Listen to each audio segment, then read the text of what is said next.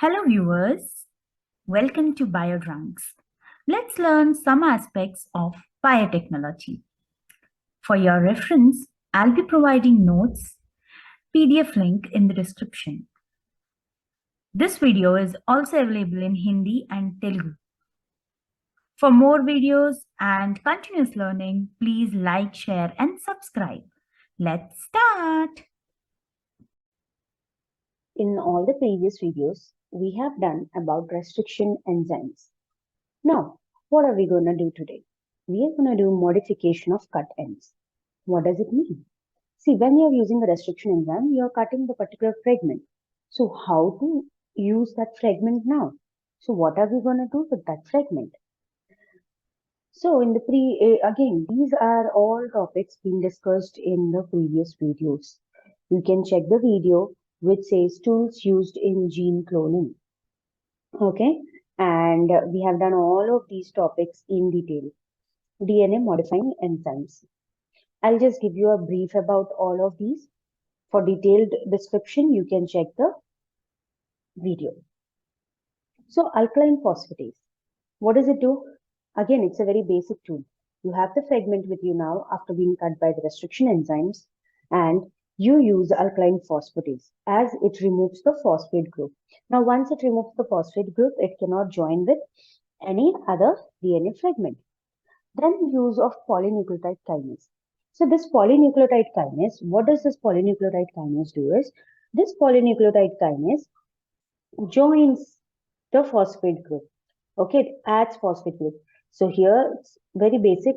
It removes, okay, phosphate, and here polynucleotide kinase, it adds the phosphate group. And where does it get the phosphate group from? It gets the phosphate from ATP. Okay, so these two tools are used. Then you have terminal transferase. So terminal transferase is a DNA polymerase, which is a specialized DNA polymerase, and it converts blunt ends into staggered ends. Okay, and it does not require any template.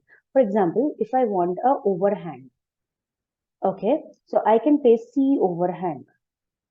Okay, so what does it do? Whenever you are joining some other fragment, you just need an A tail to join. So this is how we use terminal transferase to create a overhang. Now you have DNA ligase. So DNA ligase, which also known as DNA glue, what does it do? It joins the DNA. Okay, and how does it join the DNA? By synthesizing phosphodiester bond between the nucleotides. So this was all about the basic tools which are being used in gene cloning, and after that we use it in for modification of the cut ends. Now, the most important thing while you are modifying the cut ends is the removal of protruding ends. See, vectors and inserts, they are blunted so that they allow non-compatible ends to be joined. Okay, so here we don't want the 3' ends of the DNA strands that are generated by a cleavage, they have a free hydroxyl group, and their 5' ends have a free phosphate group. Okay, now when you have this, you have to do some manipulations of the fragment. What are we doing? We are doing the manipulations of the fragments. Okay, so the first manipulation which you can do is you can use a clinofragment. Okay, now what does this clinofragment do? What's the job of this clinofragment? Clinofragment is it has a 5' to 3' polymerase activity. So as you can see, we are using clinofragment that has a polymerase activity. Okay, so now this clinofragment, it has a polymerase activity and exonuclease, that is proofreading activity. So it is used to make protruding ends, okay, single strand protruding ends, double stranded. So if you have a single stranded protruding ends, it will make it as double stranded. Okay, single to double. So this is why we use clinofragment. Now we have another one called as T4 polymerase. So T4 polymerase, what does it do? See, it requires a template and a primer. When it has a template and primer, it is a 3' to 5' exonuclease activity, exonuclease. But when does it do? When it does not have DNTPs. Okay, does not have. If it has the DNTPs, then it's gonna do 5' to 3'. Okay, polymerase activity, very easy. So if DNTPs are present, DNTPs present. Okay, very easy. This is T4 polymerase. Now you have lambda exonuclease. So what is the work of lambda exonuclease? It removes nucleotides. Okay, it removes nucleotides from 5' end. It removes nucleotides from the 5' end. Now you have exonuclease 3. So exonuclease 3, what does it do? It removes nucleotides from the 3' end. From 3' end. So that is how all these enzymes are been working. Okay. Now let's learn about the most important concept, that is linkers and adapters. See, linkers or adapter molecules, what does they do is they are used to join the cut ends. Okay, they are used to join the cut ends. When you talk about linkers, they are short, chemically synthesized, double-stranded oligonucleotides. And these linkers, they have one or more restriction endonucleases sites. Okay. For example, if you have any linker like 5' CCGAATT so only one strand in the linker I'm showing here. Okay, so it contains this particular contains ECOR1 site. Okay, now what does linkers do? Linkers are fused with the blunt-ended fragments. Okay, let's learn one by one. So for example, you have a gene of interest. This is called gene of interest. Okay, so now this gene of interest is blunt-ended. Okay, blunt-ended. So what we have to do now? And it does not contain the restriction site. Does not. Okay, it does not contain restriction site. So now we are gonna add linker to it. So linker having the required restriction site. Okay, so now the linker is being bounded to this. So this is the particular gene of interest. To this we are adding the linker. Okay, so as you can see here.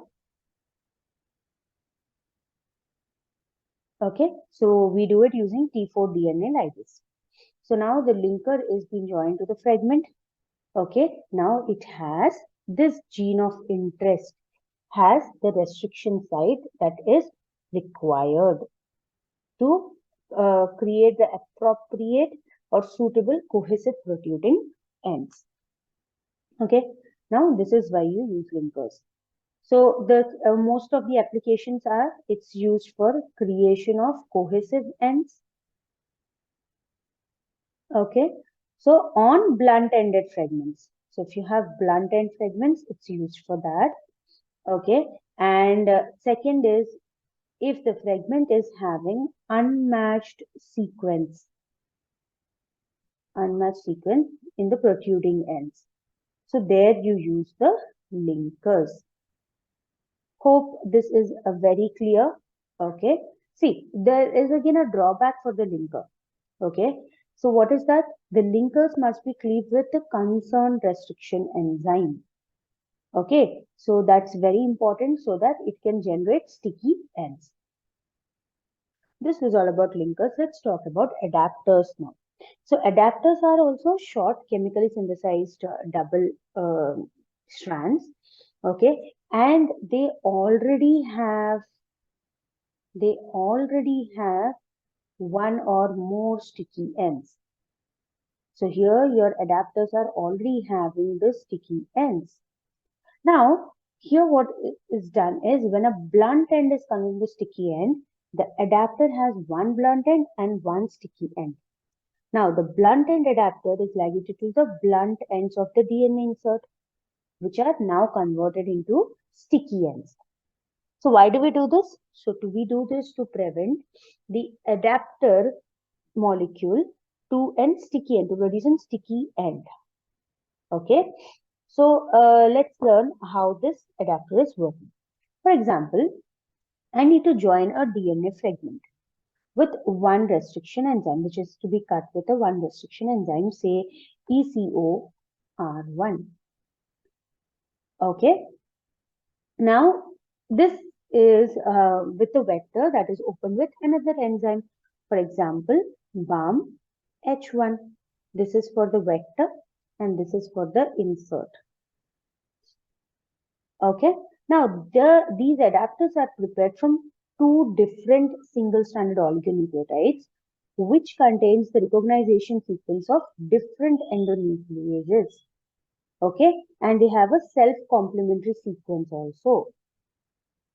Okay, so for example, the oligonucleotide strand that has a recognition sequence for BAM-H at its 5' end. So in 5' end, it has a recognition sequence for BAM-H1.